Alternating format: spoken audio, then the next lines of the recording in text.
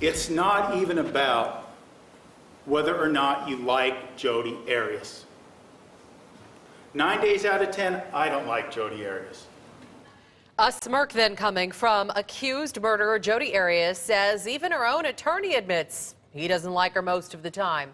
Thanks for choosing us this afternoon. I'm Katie Rammel. And I'm Steve Irvin. The defense just wrapped up their side of closing arguments, and it then went back to prosecutor Juan Martinez for a quick rebuttal, and now the jurors are beginning deliberation. Meaning from this point on, we could have a verdict at any time. We have live team coverage breaking down today's big events for you, and we begin with ABC 15's Mary Ellen Resendez, who was in the courtroom. And Mary Ellen, it's official, the waiting game has begun.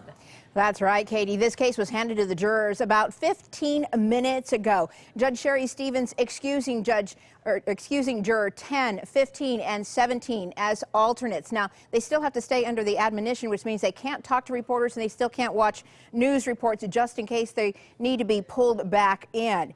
Now, right now, we're told by court officials, at least earlier today, that what the jury might do once they're in deliberations, as they are right now, is the first thing they need to do is they have to elect a foreman. And then after they elect the foreman, they can choose to deliberate for some time today. We don't know how long they will deliberate today, or they can choose to go home and begin deliberations on Monday. Now, defense attorney Kirk Nurmi had one consistent theme throughout his closing arguments, and that was premeditation. Did not make sense. Nurmi reminded jurors prosecutor Juan Martinez conceded accused murderer Jodi Arias was a very smart woman, then asked jurors if allowing a soon-to-be victim take naked pictures of her very smart. He also pointed out that many times Travis Alexander had his back to Arias when she was photographing him in the shower, which, according to Nurmi, was a perfect time to kill him, if that was her intent. He's worn out, he's naked, and his back's to her. His eyes are right against the wall. He wouldn't have seen it coming. Wouldn't have seen it coming for an instant. And keep in mind, she had the gun, right? She could have just shot him right there if that was her plan. She didn't. Doesn't make any sense if this is a premeditated murder. Now, in Juan Martinez's rebuttal, he dispelled most of Nurmi's didn't make sense and told jurors why it did make sense, why it did seem like premeditation.